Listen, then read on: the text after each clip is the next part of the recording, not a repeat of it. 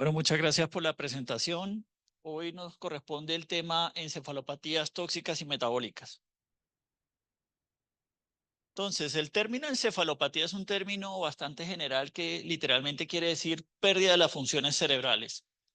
Los neurólogos lo utilizan usualmente cuando hay alteración, usualmente temporal, en las funciones mentales, en las capacidades mentales de los pacientes, que usualmente también se asocian con algunos signos neurológicos diversos donde es frecuente la alteración en el control de los movimientos. Las causas son múltiples, pero lo que hoy vamos a revisar son las causas por sustancias endógenas, que son causas metabólicas adquiridas, o por intoxicación con sustancias exógenas. Aquí le pongo cinco casos de diferentes encefalopatías tóxico-metabólicas. Todas ellas diferentes tienen en común que puede haber una alteración bilateral relativamente simétrica. No hay un efecto expansivo significativo en las lesiones que vemos cerebrales. Usualmente no producen realce con el contraste, aunque todo tiene sus excepciones. No hay es frecuente encontrar restricción a la difusión, porque es frecuente encontrar edema de tipo citotóxico y va a afectar áreas que son susceptibles. Sin embargo, pues todo tiene sus excepciones. Entonces, un término que es importante aplicar para el entendimiento de este tipo de enfermedades es la vulnerabilidad. Es que hay áreas específicas del cerebro que son más susceptibles a ciertos tóxicos, a ser dañadas por ciertas sustancias. Esto, para poner un ejemplo, los núcleos basales y la región cortical tiende a estar afectada, tiende a afectarse con enfermedades que puedan generar depresión de energía, como la hipoglicemia, como la intoxicación por monóxido de carbono, como la encefalopatía isquémica.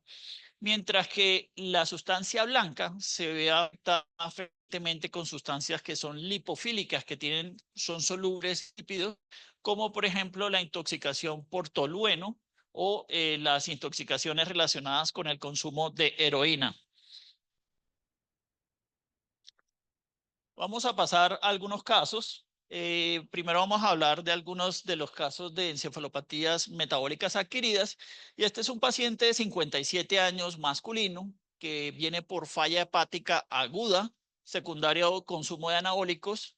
Presenta un cuadro de confusión, alteración en el estado de conciencia. Y es que en situaciones en las que las alteraciones son tan simétricas como en este caso, a veces a primera vista las imágenes pueden pasar como normales. Sin embargo, si vemos bien, las flechas están indicando áreas focales. Las tres son secuencias de Flair, áreas focales donde hay edema cortical. Miren que es bastante selectivo, afecta puramente la sustancia gris a nivel de la porción insular bilateral, a nivel de los tálamos y a nivel de la corteza de los giros del cíngulo.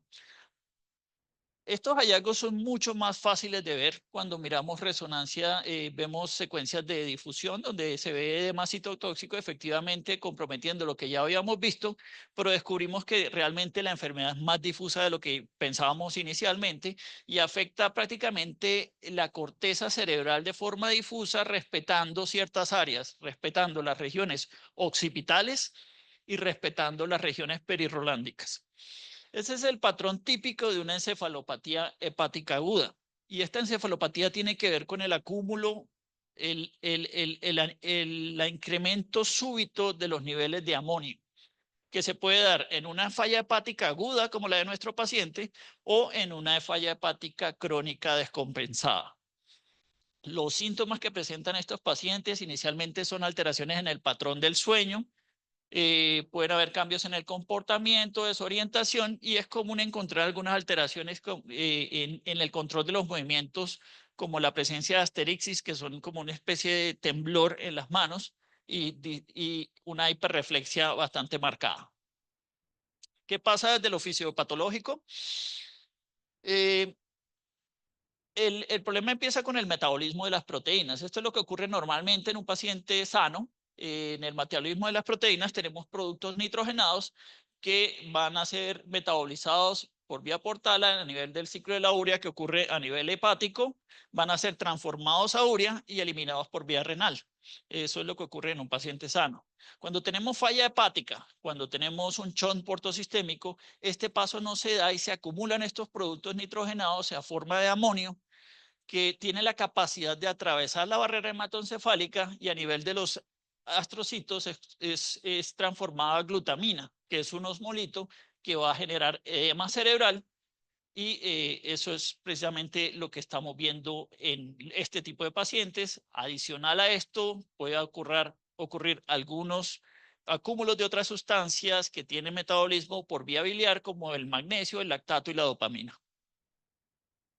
¿Qué vemos en imágenes? Vamos a ver edema que afecta principalmente los núcleos basales, la región de los tálamos, las ínsulas, los cíngulos y en general la corteza cerebral, respetando siempre las regiones perirorándicas y los lóbulos occipitales.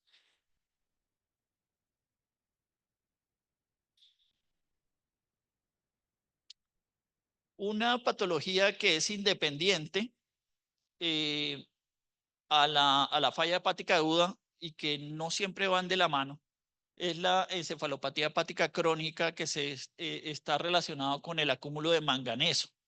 El manganeso es un metal pesado que tiene excreción biliar y se acumula en pacientes con falla hepática de forma progresiva y lenta a nivel de los globos pálidos inicialmente, pero si la enfermedad avanza, se puede acumular en todo el resto de los núcleos lenticulares y a nivel de la pars reticular de la sustancia negra en el mesencéfalo.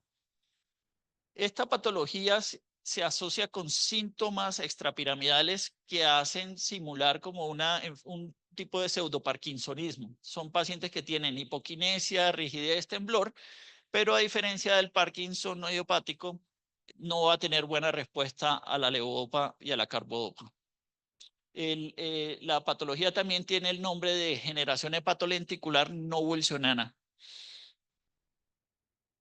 Pasemos a un segundo caso.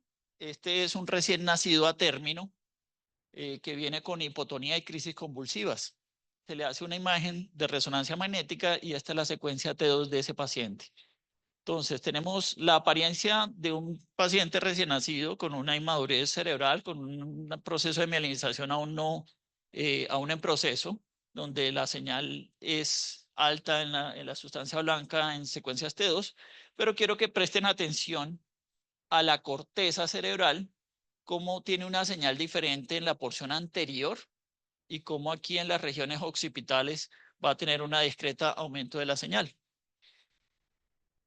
Igual que en el paciente pasado, estos hallazgos son más visibles en las secuencias de difusión, donde vemos una restricción a la difusión a nivel occipital bilateral relativamente simétrica, comprometiendo adicionalmente el esplenio del cuerpo calloso.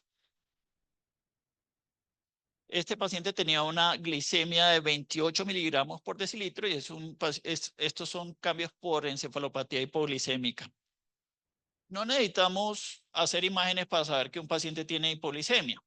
Sin embargo, sí es un marcador de severidad, porque todos los recién nacidos tienen una hipoglicemia fisiológica durante las primeras 24 horas de vida, pero de acuerdo al grado de severidad, qué tan baja disminuyen los niveles de glicemia y a la duración de los síntomas, esto puede generar o no consecuencias irreversibles que pueden degenerar incluso en focos de malasia a futuro y que pueden ser focos epileptogénicos en el paciente cuando ya sea más grande. Un dato curioso, los pacientes pretérminos toleran mejor la hipoglicemia que los pacientes a término. Y los niveles varían de menos de 24 miligramos por decilitro para pacientes pretérminos a menos de 30 miligramos por decilitro en pacientes a término. ¿Qué vemos en imágenes? Vamos a ver lo que vimos en nuestro paciente. Vamos a ver una alteración en la intensidad de señal de la corteza de alta señal en T2, ¿sí? Usualmente comprometiendo los lóbulos occipitales con restricción a la difusión y el signo del boomerang o la hiperintensidad en las secuencias de difusión a nivel del esplenio del cuerpo calloso. O que estos pacientes usualmente respetan los tálamos. Consecuencias a largo plazo, pueden generar focos de ulegiria, como en este caso. Vemos aquí unas circunvoluciones más delgadas con una alteración en la señal en T2 de la sustancia blanca subcortical como consecuencia de una hipoglicemia. Vemos acá también un foco de ulegiria en un paciente que venía por crisis epilépticas buscando cuál es el foco epileptogénico. Este es otro paciente también con epilepsia de difícil control, donde vemos ya cambios malásicos mucho más notorios a nivel occipital. En el adulto, la hipoglicemia se puede presentar en un contexto clínico un poco diferente. En el adulto es más frecuentemente asociada con intoxicación por sobredosis de hipoglicemiantes o en pacientes que tienen tumores secretores de insulina, los insulinomas a nivel pancreático. Esto genera niveles muy bajos de glicemia y cuando duran lo suficiente en tiempo y generan una disminución lo suficiente, pues pueden generar alteraciones a nivel cerebral. Les presento aquí este caso de una paciente de 21 años, diabética tipo 1, que tuvo una alteración del estado de conciencia. No se supo nunca si fue una intoxicación accidental por inyección de insulina o realmente fue intento de suicidio. Pero vemos acá pues una alteración difusa en la señal de la corteza cerebral. Toda la corteza que ustedes están viendo realmente una señal de más alta a la que uno esperaría. Y vemos las alteraciones de difusión bastante marcadas con restricción a la evolución corporal, compromiso de los núcleos basales y miren que respeta los tálamos. En pacientes con consecuencias con más sutiles, con encefalopatías hipoglicémicas más sutiles, vamos a ver alteración a nivel el brazo posterior de la cápsula interna. Vamos a ver compromiso de los hipocampos, aquí bilateral, perdón, aquí y acá, y el compromiso del esplenio del cuerpo calloso. En pacientes adultos, el compromiso de la corteza en un paciente con crisis, con encefalopatía hipoglisémica, es un marcador de severidad. Y el compromiso del cerebelo realmente es raro, usualmente respetado.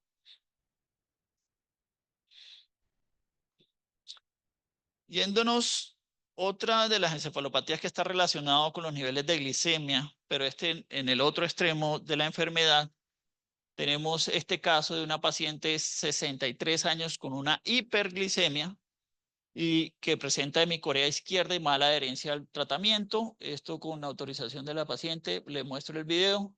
Tiene estos movimientos anormales a nivel del hemicuerpo izquierdo con contracciones involuntarias de los brazos del miembro superior e inferior, que es lo que llaman hemicorea y hemivalismo. Y vemos en las imágenes de resonancia, en el lado contralateral a los síntomas, alteraciones en la secuencia T1 como focos de alta señal. En T1, esta imagen no tiene contraste, esto es hiperintensidad intrínseca en T1, y vemos alteración en la señal en las secuencias T2 sin restricción a la difusión. Esto es una esteatopatía diabética. El nombre largo de esta patología es síndrome de hiperglicemia hiperosmolar no cetósica con hemicorea y hemivalismo. El nombre es tan largo que define completamente la enfermedad. Es lo que ocurre con los pacientes. Y aquí el problema es la hiperosmolaridad que lleva el estado de la glicemia tan alta. Entonces, estos son pacientes que tienen glicemias por encima de 300, que genera un aumento significativo en la osmolaridad y esto va a reducir el flujo sanguíneo a nivel de los ganglios basales. Hay disfunción de la hematoencefálica, usualmente hay hemorrágicos por eso, con hiperactividad neuroparminérgicas que principalmente se encuentran del cuerpo estriado. En imágenes que vamos a ver, en las imágenes de tomografía podemos ver focos hiperdensos a nivel del estriado, o sea, del núcleo caudado y del putamen. Realmente un compromiso asimétrico, y esta es una de las excepciones para lo que había dicho al principio, que la mayoría son simétricas. Esta es una de las excepciones. Sin embargo, se han reportado casos también bilaterales.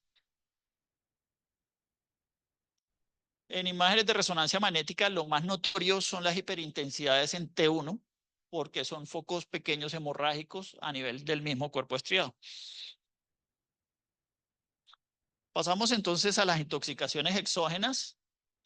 Este es un caso de una paciente de 55 años, femenina, que fue encontrada por un familiar tirada en la cocina con somnolencia e hiporreactividad.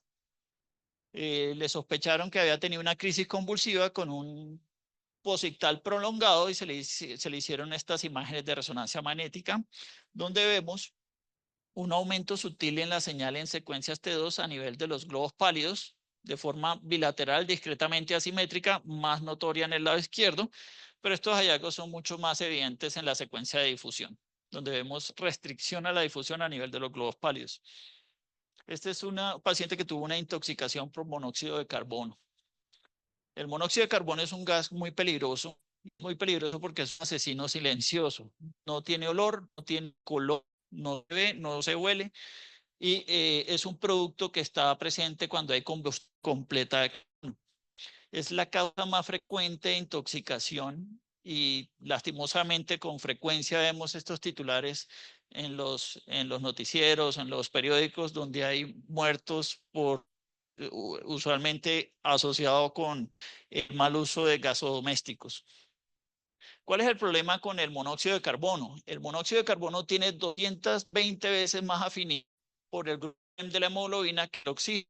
Entonces lo que hace es combatir y desplazar el oxígeno y lleva al paciente a una hipoxia significativa. Desde lo clínico, los síntomas iniciales son inespecíficos, puede generar cefalea, mareo, náuseas, pero el problema es que el paciente, cuando termina llevando un tipo de depresión neurológica que lleva a somnolencia, el paciente se termina durmiendo, y el resto de alteraciones que llevan a arritmia cardíaca, convulsiones y finalmente coma ocurren con el paciente dormido. Desde lo fisiopatológico, las zonas más sensibles a la hipoxia se encuentran a nivel de los globos pálidos, y esto sufre una necrosis, y esto es lo que vamos a ver en imágenes: alteraciones en la señal de los globos pálidos. Los vamos a ver hipodensos en tomografía, hiperintensos en las resonancias magnéticas, a veces con focos hemorrágicos que pueden ser vistos en la secuencia de susceptibilidad magnética o en los cortes de T1 como focos hiperintensos en T1, y con restricción a la difusión en la parte aguda. En casos graves, adicional a las alteraciones en los globos pálidos, podemos encontrar alteraciones en el resto de núcleos basales y una alteración difusa de la sustancia gris. Recuerden que la sustancia gris es metabólicamente más activa, consume más oxígeno y es más sensible a la disminución del oxígeno, a la hipoxia. Luego podemos ver este signo de la inversión de la densidad en sustancia gris y blanca, que como vemos es bastante simétrico, pero todo lo que debería ser sustancia gris, en este caso en tomografía, tiene una densidad disminuida, además de un edema cerebral difuso y una obliteración de todos los espacios de líquido cefalorraquídeo intracraneal. 2 a 3 semanas después de la intoxicación por monóxido de carbono, está descrito una leucoencefalopatía tardía difusa que ocurre más que todo en la sustancia blanca de las regiones de los centros semiovales y en las regiones periatriales, que se da por edema intramielínico, que da una restricción a la difusión que es reversible, pero que sí deja secuelas, que usualmente estos pacientes, cuando sobreviven, pueden tener alteraciones en la cognición, con deterioro cognitivo, parkinsonismo, y se ha visto que a largo plazo generan atrofias para. Pasamos a otro paciente. Este es un paciente de 40 años, un habitante de la calle, que en estado de embriaguez llega con vómito, respiración agitada y ceguera. Y estas son las alteraciones. Entonces, lo que está señalando las flechas son unos aumentos de la señal en las secuencias de Flair y en las secuencias T2 a nivel de los putámenes, con un compromiso bilateral simétrico. Siempre que vemos compromiso bilateral simétrico, pensamos en causas metabólicas y vemos en la secuencia de eco de gradiente que tiene baja señal, donde aquí hay alta señal en T2. Esa baja señal probablemente sean focos hemorrágicos y esto es por una intoxicación por metanol. El metanol es un alcohol que tiene el sabor similar al alcohol etílico, pero que se utiliza industrialmente en productos de limpieza y solventes. Sin embargo, los delincuentes lo usan para utilizarlo como en alcohol adulterado. Tiene un efecto depresor del sistema nervioso central que afecta predominantemente el putamen, los nervios ópticos y otros núcleos basales. El problema no es propiamente el metanol como tal, sino los productos de su metabolismo. El metanol es transformado a metalformaldehído y este formaldehído es después transformado a ácido fórmico y ácido láctico. Y estos dos disminuyen en forma severa el pH de la sangre, generando una acidosis metabólica severa, y las zonas más susceptibles a esos cambios de pH se encuentran a nivel de los putámenes, generando necrosis hemorrágica de los mismos. ¿Cómo lo vamos a ver? Como focos hiperdensos con edema alrededor de los núcleos putámenes con compromiso bilateral simétrico. Vamos a verlo en resonancia magnética también, como focos hemorrágicos de alta señal en T1, con a veces focos de baja señal en secuencia de susceptibilidad magnética y usualmente con un halo de alta señal en T2. Otra alteración frecuente en pacientes pues, es la presencia de una neuritis óptica bilateral simétrica. Y otra vez el problema cuando la cosa es tan bilateral y tan simétrica es que nos parece normal a la primera vista, pero no es normal que los nervios ópticos realcen en contraste de forma como lo están haciendo estos dos. Y a veces no se alcanza a ver aquí bien, pero ahí puede haber restricción a la difusión en los nervios ópticos visibles en las secuencias de difusión. Pasamos a otro paciente. Este es un paciente de 48 años con antecedente de alcoholismo y confusión y nistagmos. Esta tomografía inicialmente fue leída normal y yo creo que si la vuelvo a leer normal, pero en retrospectiva sí tenía unas alteraciones que son visibles a nivel de la porción central de los tálamos y en la región hipotalámica, como lo muestra la tercera imagen de acá. Esta era la resonancia magnética que fue hecha el mismo día, donde vemos una alteración en la intensidad de señal de la porción anterior y medial de ambos tálamos, compromiso simétrico. Vemos un realce anormal de los tractos ópticos y de las regiones del hipotálamo.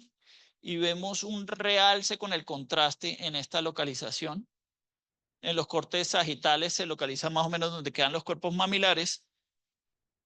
Y este es un caso de una encefalopatía de Wernicke.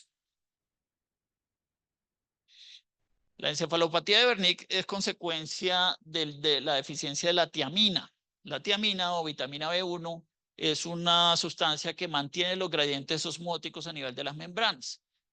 Esta encefalopatía, si bien se ha descrito en alcohólicos, también se puede ver en pacientes con otro tipo de desnutrición, como los pacientes que tienen nutrición parenteral, las mujeres embarazadas con hiperimesis gravídica, los pacientes que han recibido cirugía bariátrica, porque en todas estas situaciones la vitamina B1 puede estar disminuida y ellos tienen que suplir esta vitamina consumiendo en la dieta.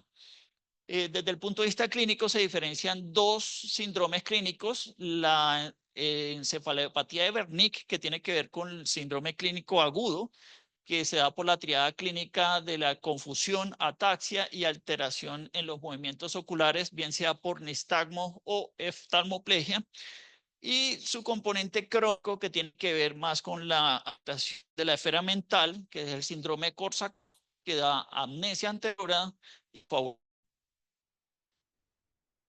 los hallazgos en imágenes típicos son alteraciones en la señal en T2 a nivel de la región dorsomedial y anterior de los tálamos, alteración a nivel de las estructuras que están rodeando el tercer ventrículo, pero sobre todo a nivel de los hipotálamos, alteración en la señal a nivel de los colículos y en la sustancia gris periacueductal a nivel del meséfalo en la porción posterior, comprometiendo la placa. Y en casos en lo que la imagen se hace en el episodio agudo, puede haber realce con el contraste de los cuerpos mamilares y restricción a la difusión. Este realce es transitorio y desaparece en las fases tardías, dejando más cambios atróficos de los mismos. Otra patología relacionada también con el alcohol.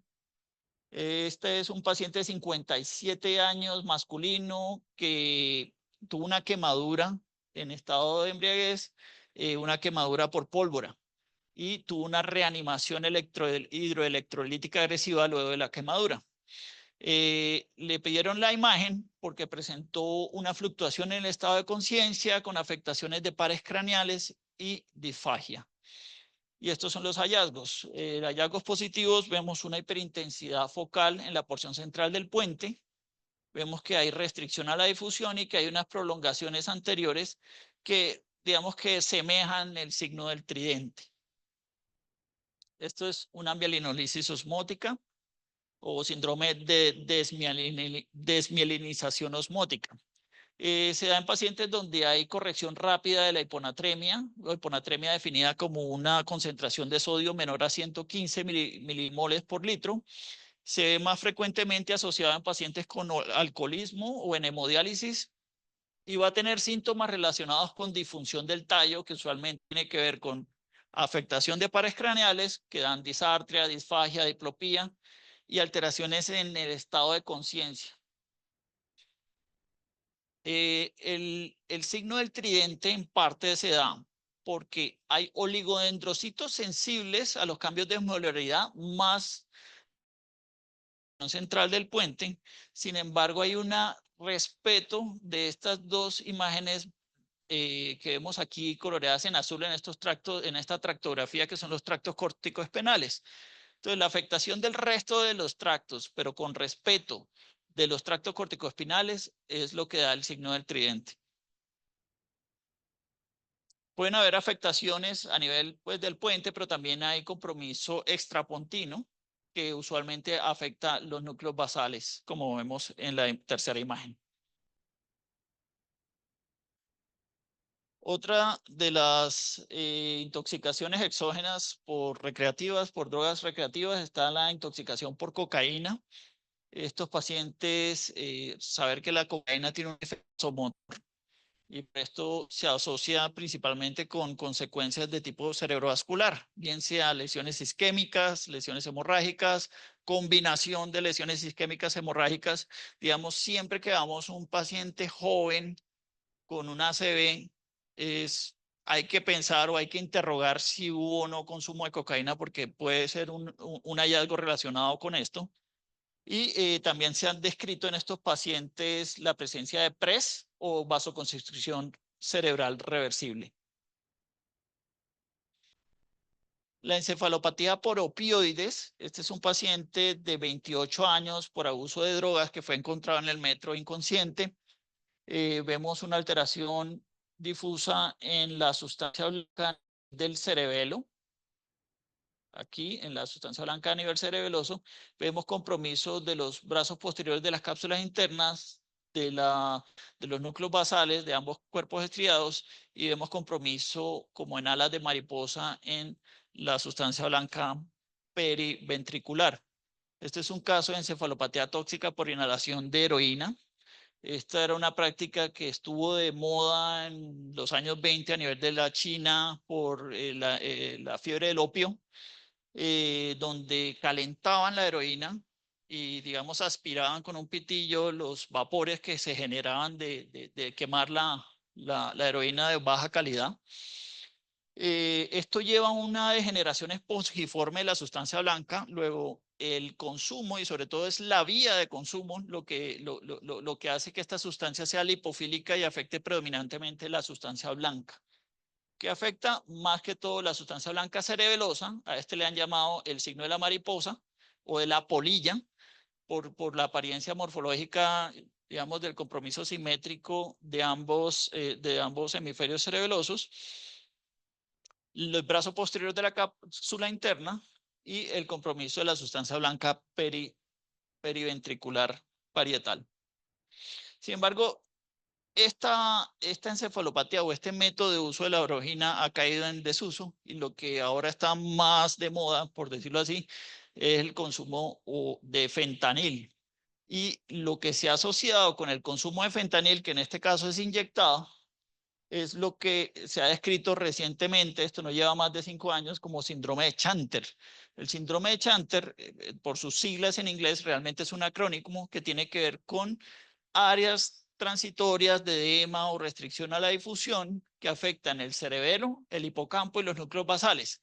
La imagen parece muy similar a la anterior, pero difiere en un punto importante, y es que aquí, en vez de alterar la sustancia blanca del cerebelo, hay una afectación de la sustancia gris cerebelosa. Fíjense que respeta la sustancia blanca. Estos son cortes de Fleir. Vemos alteración en los hipocampos, en la corteza cerebelosa, la corteza cerebral y en los núcleos grises profundos. Para llevar a casa, para terminar, pues es importante reconocer los patrones de afectación de las encefalopatías tóxicas y metabólicas, porque podemos ayudar a descubrir la causa subyacente en los casos donde no sabemos desde lo clínico, donde están perdidos los clínicos sobre cuál es la posibilidad diagnóstica, y también tiene un valor muy importante en pronóstico y en la severidad. Muchas gracias.